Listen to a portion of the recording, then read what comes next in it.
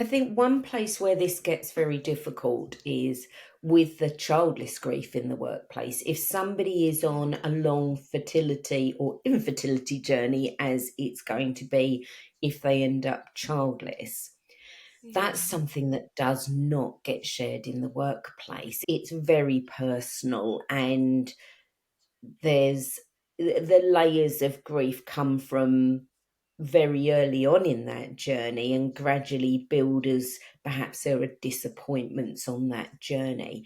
So that's something that's unlikely to really be talked about. Welcome to Grief is the New Normal. I'm Dr. Heather Taylor, a licensed psychologist and grief specialist, here to help change the conversation about grief and build community and connection while we all adjust to this new normal we are living in.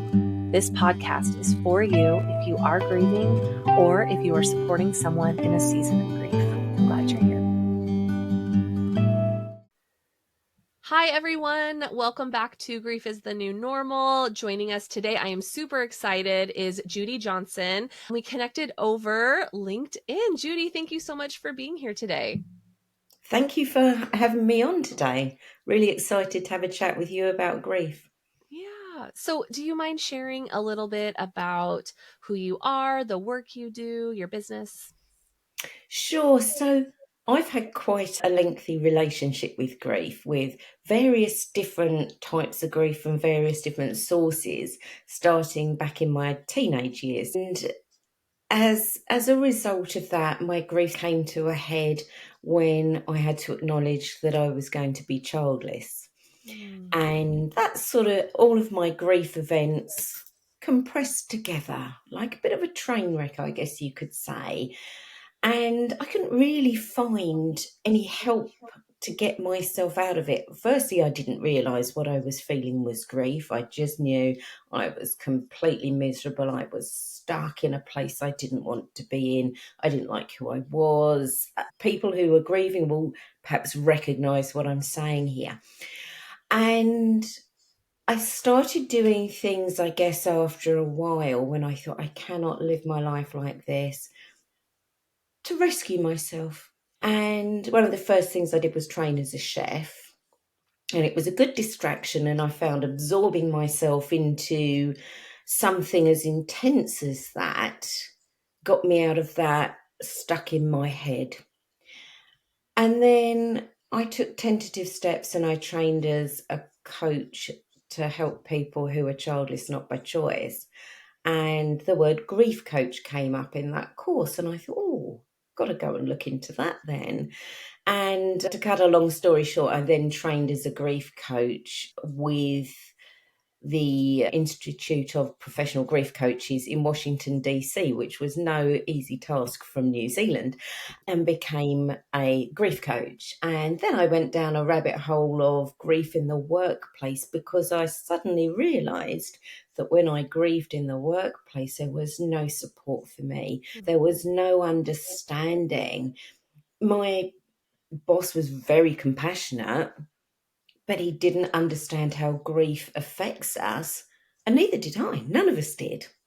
And so I was put in some very dangerous situations because I worked on building sites and the like, and the way that grief affects us and how it affects our mind not being recognised were obviously a high risk to me. That's led me to not only working as a grief coach, but as a grief in the workplace educator, with some emphasis towards childless not by choice in the workplace, because that has some profound effects on us in the workplace. What's your business name? So, you're a professional grief coach and you have a platform within that. Mm. Yes, so my business is Embrace Your Future. When we're Mm. childless, what we have to do is reimagine our future, and we have to embrace a future that really wasn't of our choosing. But when we do embrace that future, it actually makes the world go from black and white to colour.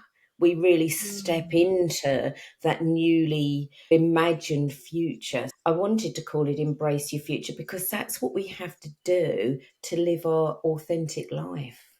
I think that's such a beautiful reframe of moving from that black and white into the color. That's really powerful.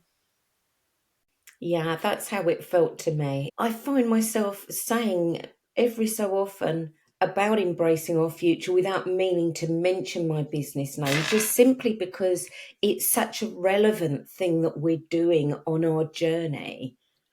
Absolutely. I feel that same way about Mm, my business's name, Grief is the New Normal. yes. I was just at a conference, and part of the language I'm using in talking about why I'm so passionate about grief work. And so it's interesting how we're able to find alignment with the naming of our business and then how that impacts our day to day conceptual discussions of things. And I think we talked about this when we first met about grief being the new normal, in as much as since the pandemic, the amount of grief that there is in the world, there's a collective grief.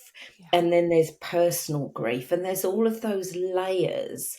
And so, grief being the new normal is so topical now. I agree. So within your work, it's rooted both in professional insight and personal experience. So in some of our interview pre-work, you mentioned that grief is rarely recognized or understood in professional settings. Why do you think workplaces struggle so much to hold space for grief? And what do you think are some of the real consequences of ignoring it? I think our understanding of grief, if we take that back to our understanding of anything, when we were children, our experiences of grief start around the age of 3, whether we lost our favourite toy, one of our parents left, or we had a sibling die, or a grandparent, or any number of events that we would not have understood were grief but were grief. And as being a grief professional, we accumulate grief as we go through life from various different events. And yet, as children, those grief events weren't acknowledged or discussed. So, we don't have an education system on grief. It's not taught in schools. Our parents, if our grandparents died when we were kids, their grief would have happened when we were in bed or behind closed doors. It would have been hidden from us. Likely, we didn't go to a funeral because they didn't want us to see that outpouring of grief. They felt it would disturb us.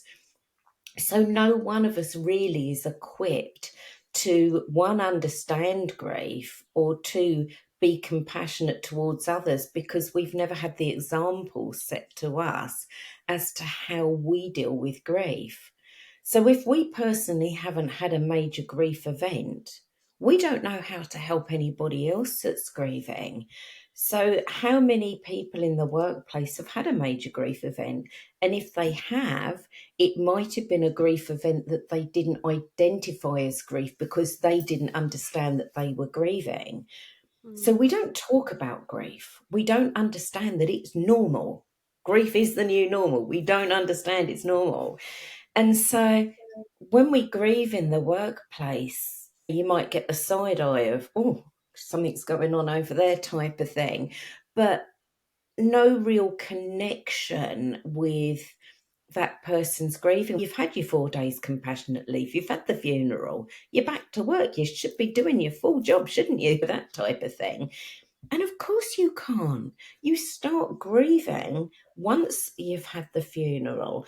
Or if we're talking about other grief events and you're going through a really difficult marital breakdown or some dreadful debt in the family, perhaps your partner's gambled and you're losing your home, or you might be dealing with a chronic illness in the family. If somebody's had a diagnosis of a terminal illness, or dealing with a parent's Alzheimer's or something. They're all grief events, but we don't take those into work and say, I'm going through this. I'm really struggling. I'm not managing here. And when we've got grief in the workplace, it affects staff morale. It affects our connections because we maybe don't communicate well, because we can't say how we're feeling. Our decision making is all over the place. Our spatial awareness is challenged. We don't recognize grief, we get disconnection, we get poor staff retention, we get disengaged teams. One person grieving affects a team. Absolutely. You mentioned if someone is experiencing grief in the workplace, others might not know about it. And so we're back in the office and it's like you're speaking this new language, that language of grief. And if you haven't experienced it, like it's hard to know what to say, how to engage, how to show up, especially because at work we have our masks on, we have our professional masks on, or the hats that we're wearing for that day. Grief so often needs us to take those off to just show up as a human. And a lot of workplaces, there's not capacity or safety to do that. An office space versus a construction site versus a classroom, like those are all going to have different masks that you need to wear. And so if you have to stay really on, you can't take that off to show up authentically in that co-grief way.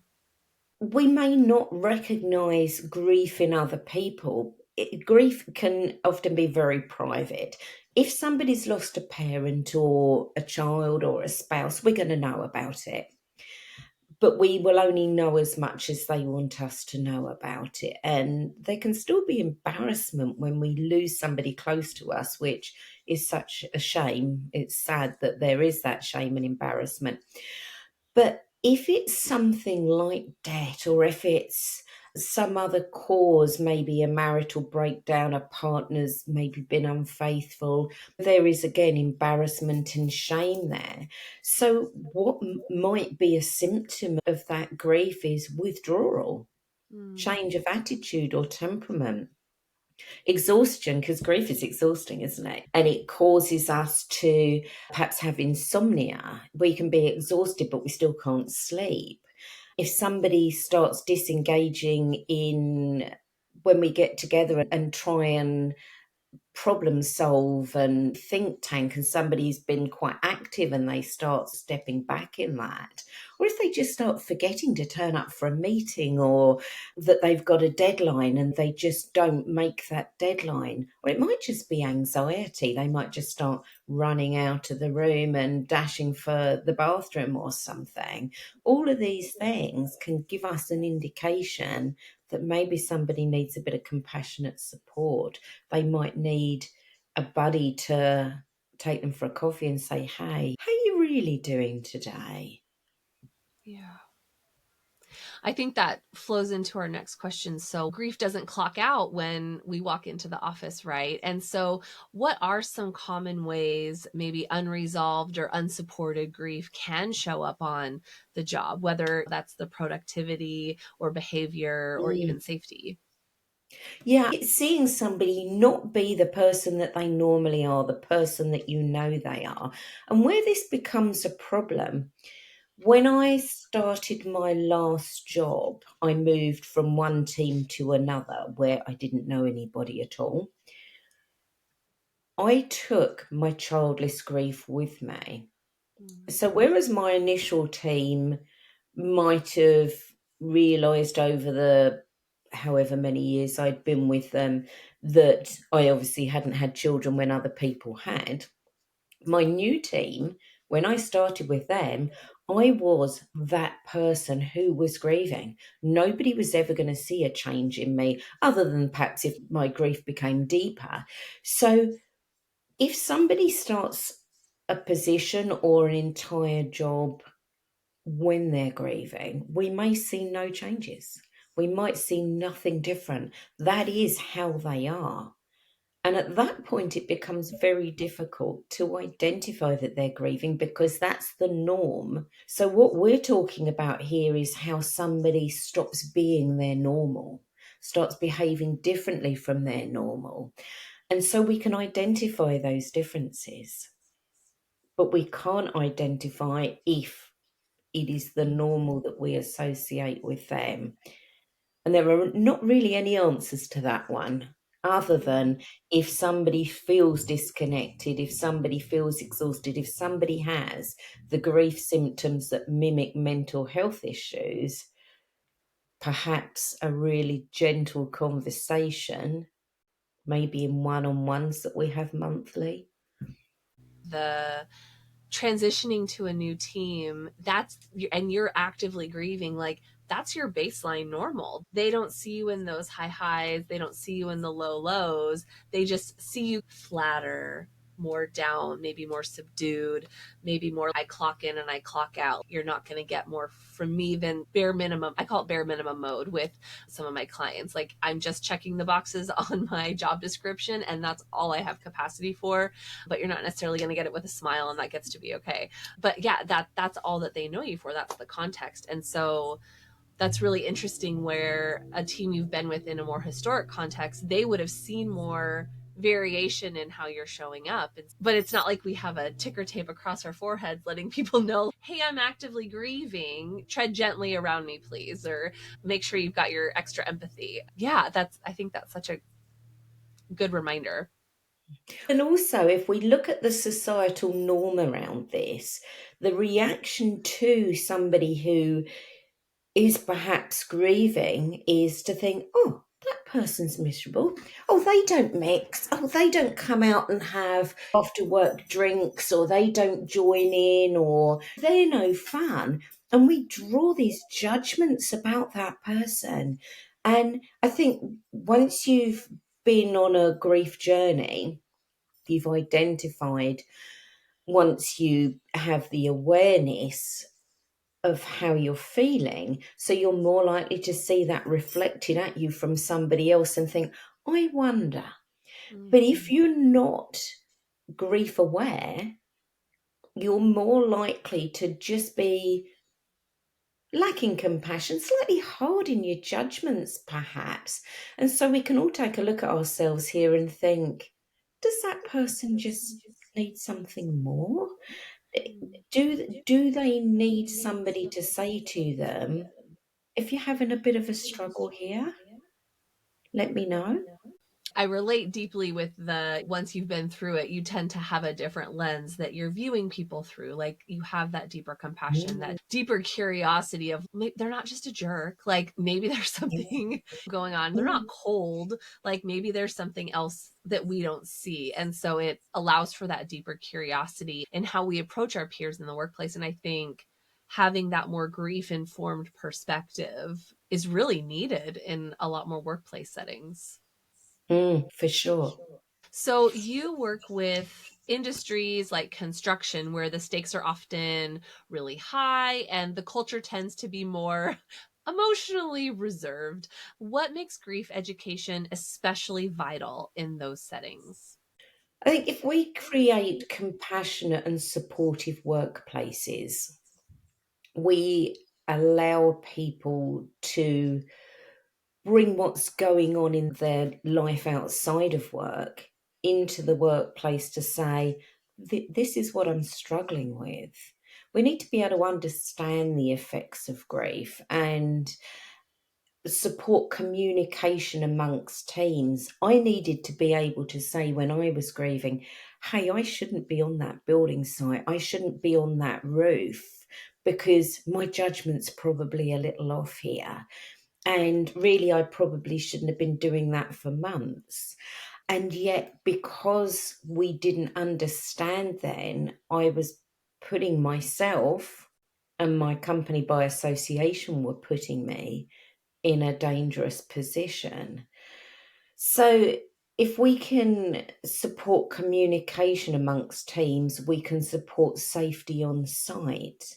Perhaps we can have buddy systems where what people struggle is in the under 33s age group, where there's higher incidences of suicide, especially in the construction industry, and higher incidences of accidents as well. And sometimes that's through people not feeling that they can be heard in saying, hey, I don't think this is safe, or questioning their superior and saying, is this the best way to do something? Whereas if we have buddy systems from day one and they're amongst the same peer groups, if we don't understand something, and we might be 20 years old and we might be a bit reserved and we might always accept what authority tells us without question, if we're in a buddy system, we can say to a buddy, hey, I'm not quite sure about this, or I don't think I quite understood, but I don't want to ask again because I've asked twice and I'm being ridiculed for being slow or not picking up. So, buddy systems can be great support networks. One, for just learning our jobs, but two, if we're isolated, perhaps through any other circumstances in our lives, we might be an expat, we might be in a marginalised group societally. Then, if we've got a buddy system, we've perhaps got somebody else who can support us and see us change. If we're going down the route of lacking confidence, becoming anxious, we really need to, in the compassionate and supportive workplaces, look at how we lessen that bravado that, yep, I'm going to be the one that lifts the heaviest whatevers, or I'm going to do the most hours, because the more exhausted we get, the more likely we are to have an accident. And if we've got something else going on in the background, how does that exacerbate that danger? Absolutely. No, I think that's an awesome idea, having that bereavement, like the workplace buddy that, you have more of a connection with. There's maybe more safety there, that like, hey, if one of us is not in a great space, the other can pick up the slack, or again, with just that accountability piece. And I think you also spoke to an important point about, our HR departments educated about bereavement impact? Is that part of training and curricula in workplace settings? And systemically, how do we get that to take up more space and be more of a common things? Yeah, I think that's such a necessary conversation that we need to start having, is like, how do we Mm, improve that? yeah. Yeah. So, one of the areas you highlight is how grief can impact our cognitive function, how the brain works a bit. So, can you walk us through some of the mental health impacts of grief that can directly impact job performance? Yeah, so the symptoms of grief largely mimic those of mental health. And so if somebody is very private about their grief or has brushed it off, yeah, I'm okay, yeah, no, I'm fine type of response, because we don't like to say I'm not okay, do we? Yeah.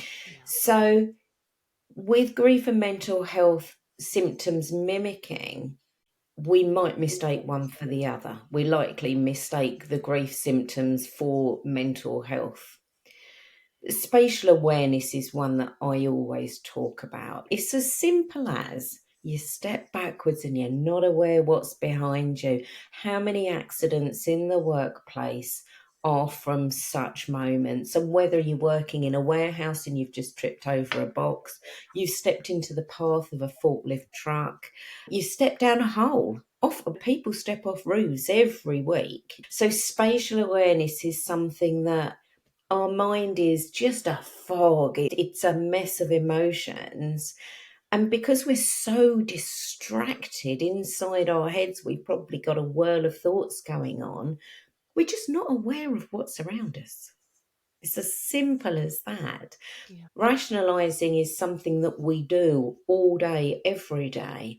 And yet, when we're grieving, suddenly there's a little chink in that army. We can no longer come up with the right decision that we need to make. Just making good decisions, which is really linked to rationalizing, but other decisions as well. It might be the bottom line that we've actually prejudiced here by making a poor financial decision while sitting at our desk. Grief in the workplace costs employers billions every year through poor decision making. And yet, at that point, we made that decision. We thought it was the right one. Of course, we did, because we wouldn't have made it. But because we were grieving, we didn't evaluate very well, and therefore we may have misread a figure, or we may not have taken everything in that we were reading. So we didn't actually evaluate all of the information available to us. So big decisions should be taken away from us, whether we're sitting at a desk or whether we're driving an earth moving truck. We have delayed reactions simply. We do not respond as quickly as we normally would. And yet we think we do. So Totally. our perception is that our response is as good as normal, that we're as capable as always, because we can't see in ourselves that there's this fog that's consuming our minds and stopping us responding as quickly as we normally would. There's the great book by Mary Frances O'Connor, The Grieving Brain, and it talks all about the neuroscience of grieving and how in those early days, early weeks, our brains are literally trying to rewire themselves because the mirror neurons aren't able to activate in the same way. And so our brains are dopamine seeking, meaning there's a higher impulsivity, more pleasure seeking or relief from the pain, and just the clumsiness, because again, our brain is literally trying to reorganize itself. And so I think you're right. Grief does cost companies a lot because our brains aren't firing the way that they're supposed to. And I think that needs to be talked about more so that we can have better supports in place for those that are grieving, because it's preaching to the choir. Like, grief is a universal lived experience, whether it's a marriage falling apart or a physical death, or we're moving, or we're getting promoted, and we're leaving the team that we've been with for 5 and have felt like family. There's grief everywhere, and all of that can impact our overall functioning, and it's just not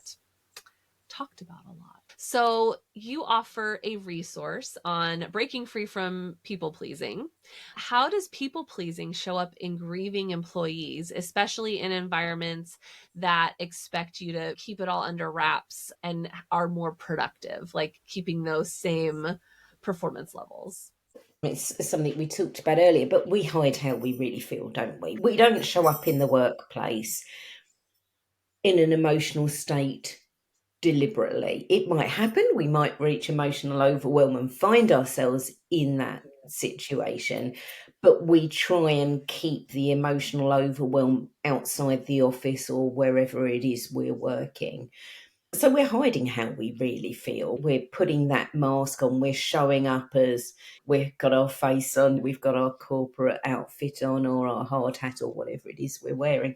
So often we're saying yes to things that we don't want to say yes to. We might need to rest, and we're saying, oh, yeah, I'll do that over time, because we don't know how to say no. Knowing how to say no is difficult if we are a people pleaser, and it's going to get harder when we're grieving if we're not sharing how we're feeling. So we might be pushing ourselves to meet others' expectations of our productivity because we haven't had that discussion around what we're actually able to do with where we are at the moment. And this is where compassionate and grief informed workplaces come in, because it would be recognised that you're not at full productivity when you're grieving if we're aware as an employer that's where you are. So we should be re-evaluating what your deadlines are, or what your KPIs are, or any of those sorts of things. What are you able to do at the moment? I think my resource really helps people recognize those patterns and identify, yep, that's me. I'm the one who says yes to everything. And so it allows you to set healthier boundaries and say, this is what I'm able to do. It gives you permission to ask for what you actually need at the moment. So it really helps support workplace safety and well-being if you've got the authentic communication to say, I can't do that at the moment. I don't have that capability. I know in myself that isn't a decision I should make today. Hmm, And you should be respected for that. absolutely. So then in that vein, like, if you could speak directly to team leaders or HR professionals, what would you suggest are some of those first steps that they can take to be more grief informed and start to create a culture of support instead of silence? Yeah. I think the HR team need to be grief aware. So some training for the HR team is really useful. The workplace webinars, workshops that I do are for leaders of teams as well, because when you've got a very large corporate organization, HR can be so far detached from where you are yourself. They're probably on another floor, they might be in another building even. How do you get to go and talk to them? They're not familiar to you. So having leaders, team leads, job directors, whoever it is, because we often have layers of those people above us, don't we? For them to be grief aware, so that when we're grieving, they acknowledge that grief.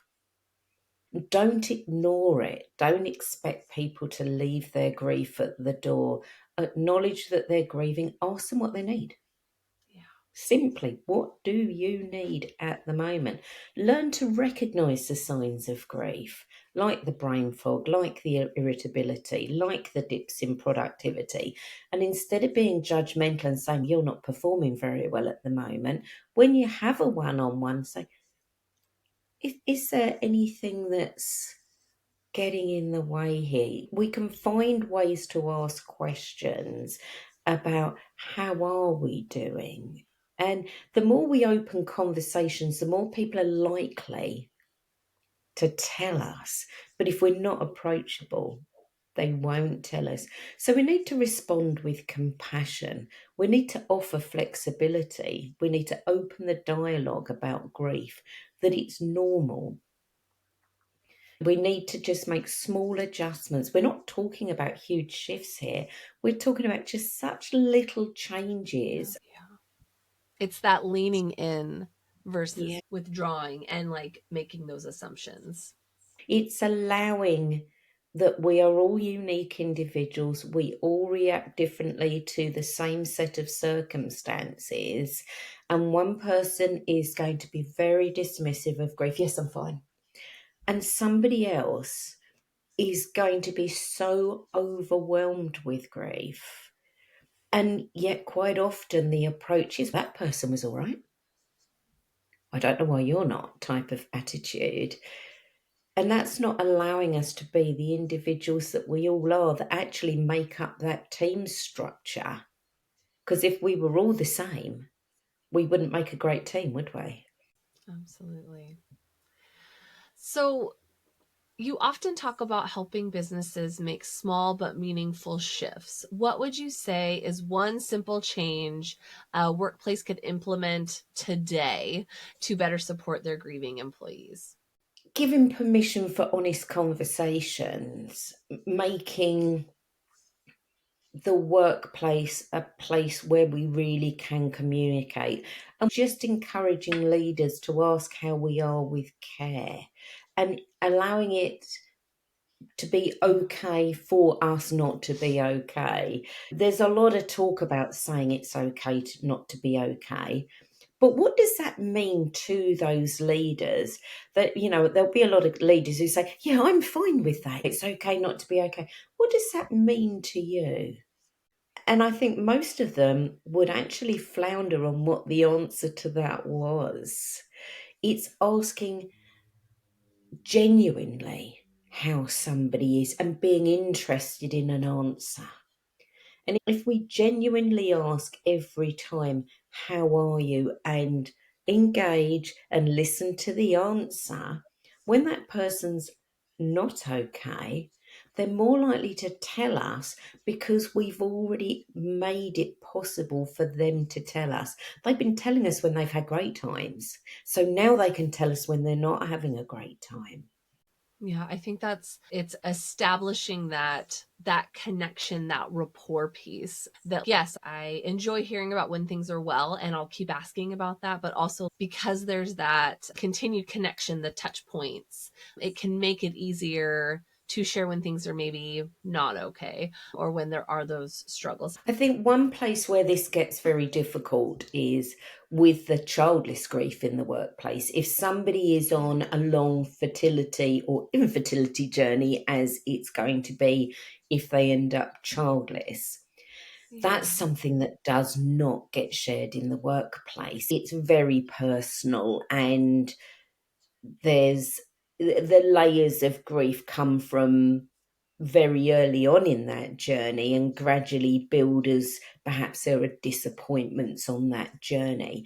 So that's something that's unlikely to really be talked about.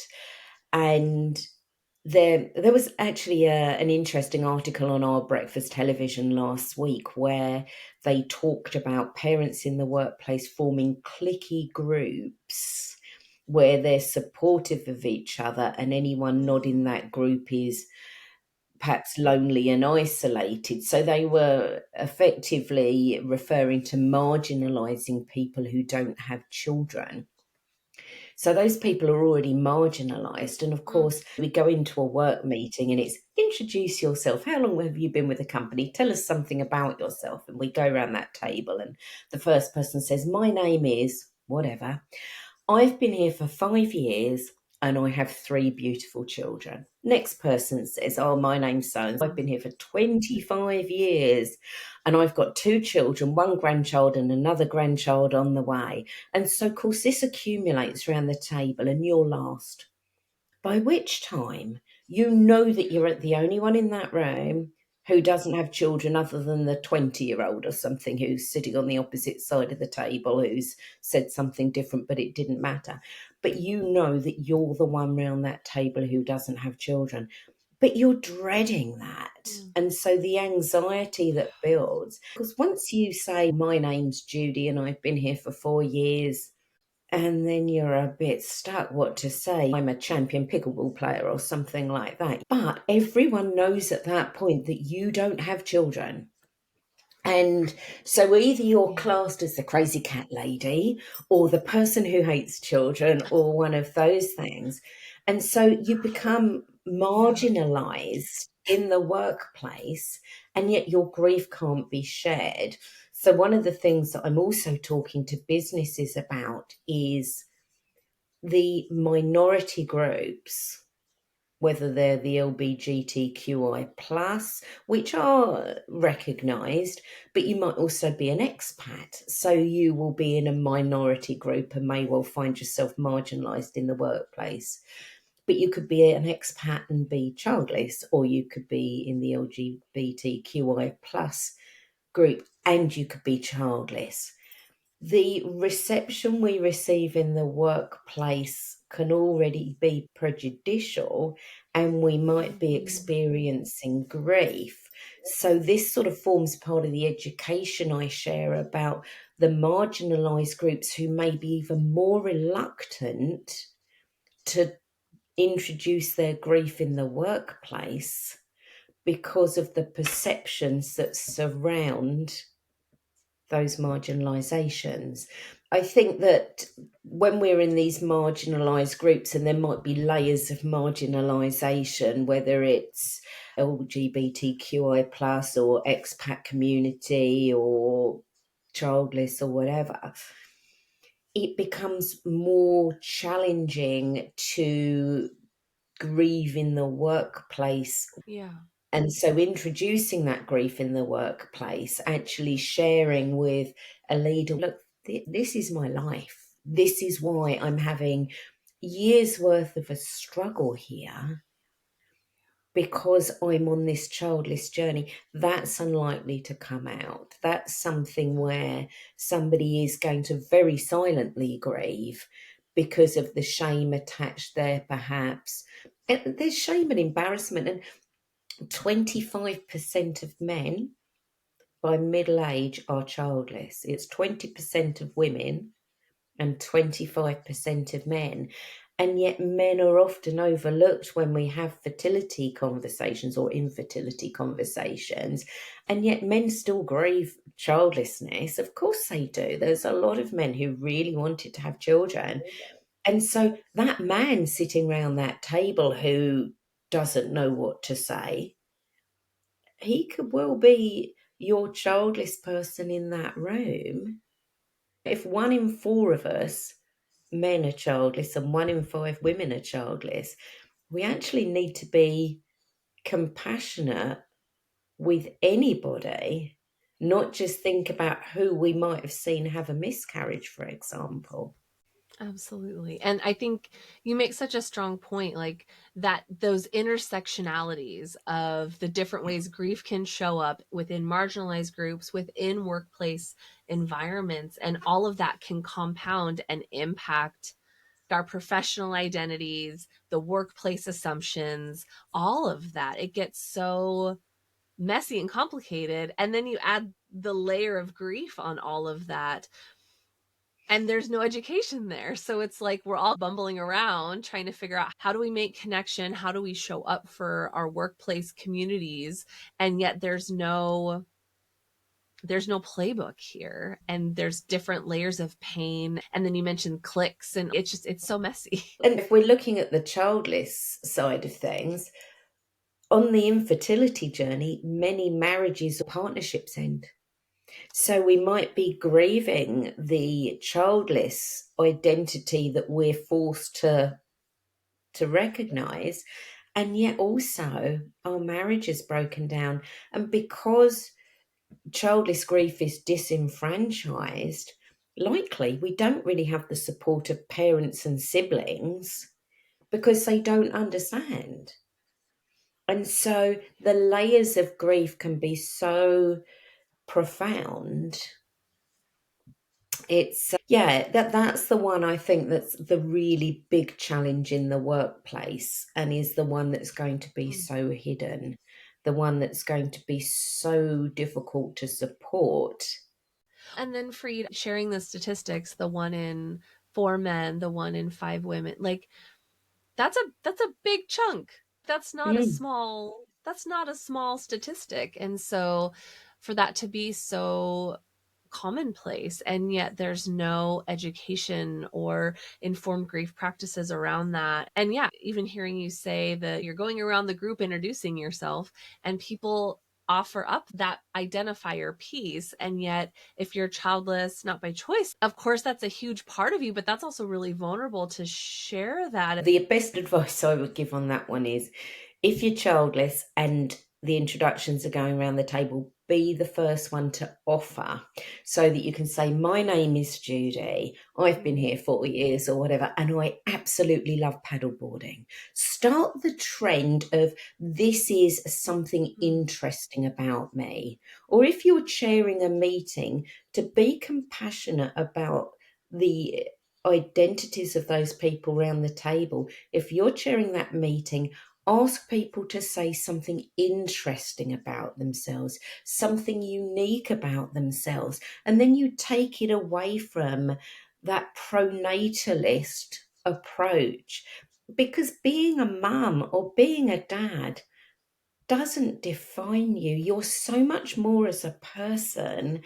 And to say, "I have three beautiful children," almost lessens that value of the person that you are, because you're so much more than that. Absolutely. I think setting that tone of an interest opens up a different kind of conversation. It sets a different tone, and it allows for more human connection. I think that's such a smart piece of advice. And the other thing about that is, we build connections when we know things about people. And when we're talking about implementing buddy systems, if we know those two people are rock climbers, they can be buddies Yes. because they're going to have a rapport. If we know that those two people have no shared interests at all, let's not make them buddies, because they're not going to build that rapport. If two people say, "God, I'm such a foodie," make them a buddy.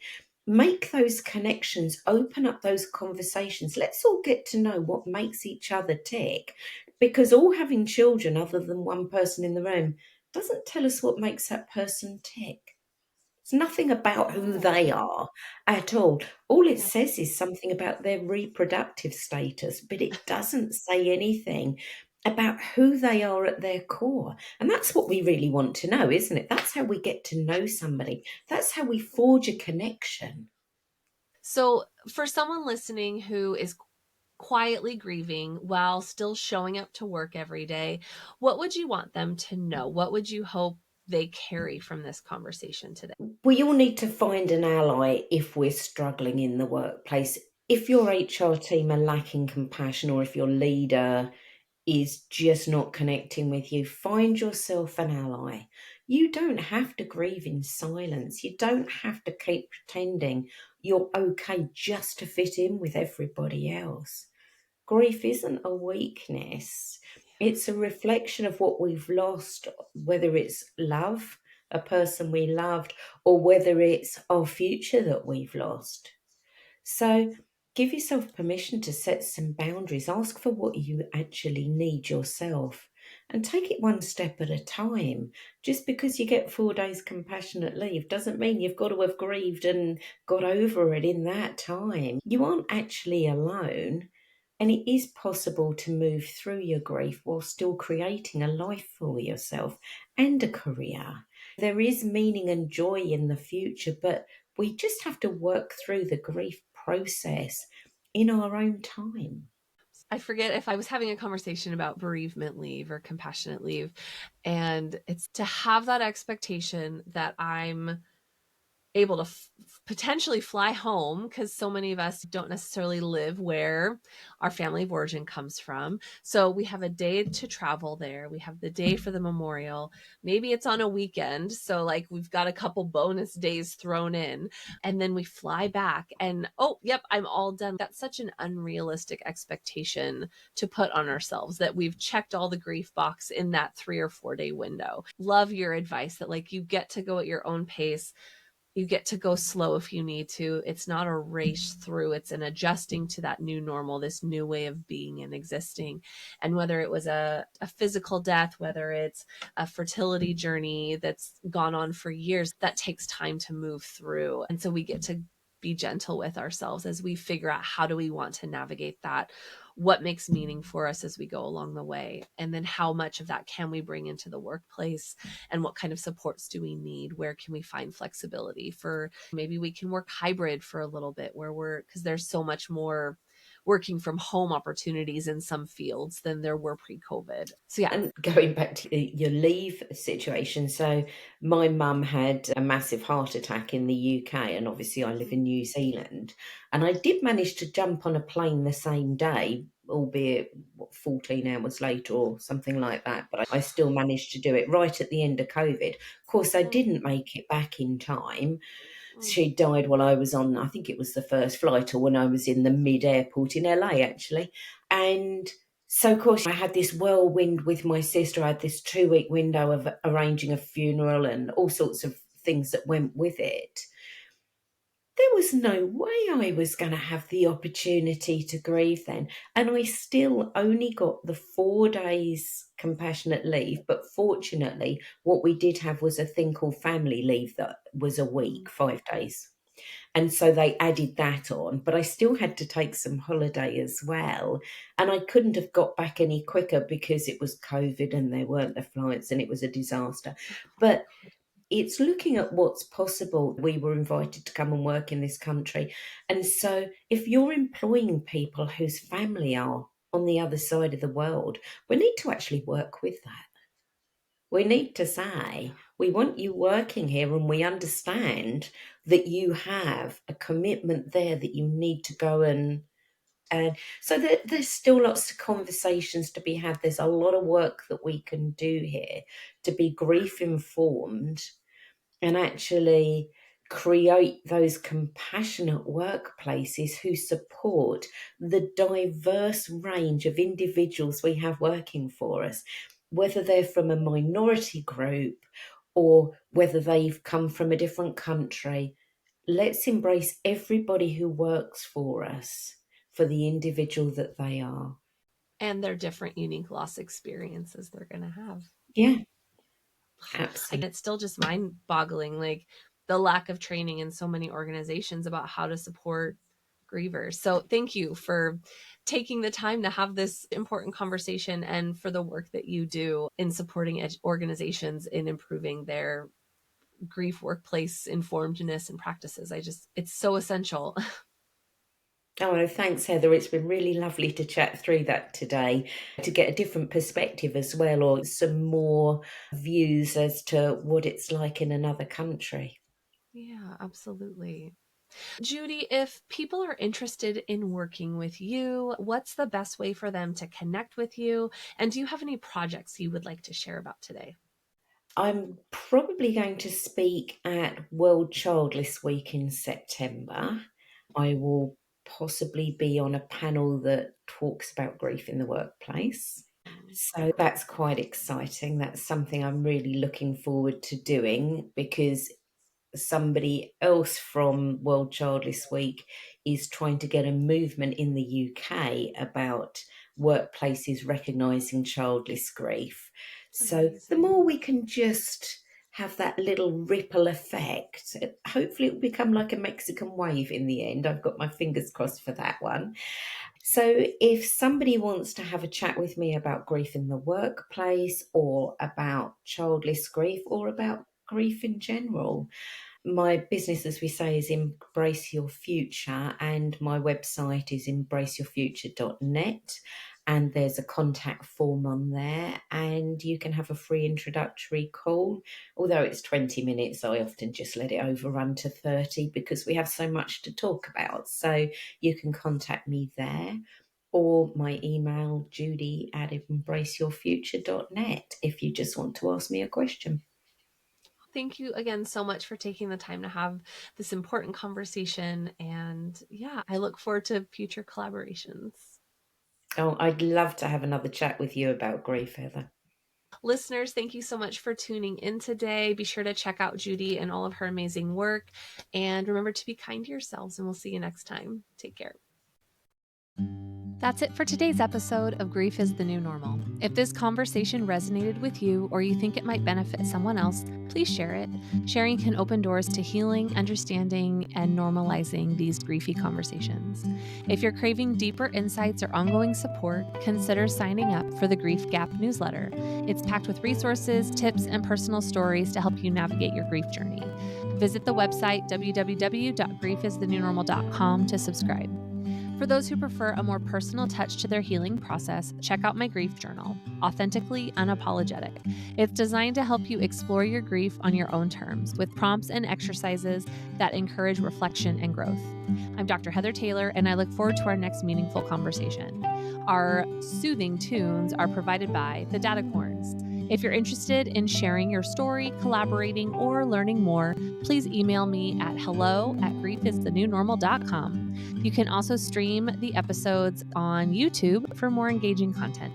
Until next time, keep exploring your grief with intention and support, remembering you don't have to do this alone.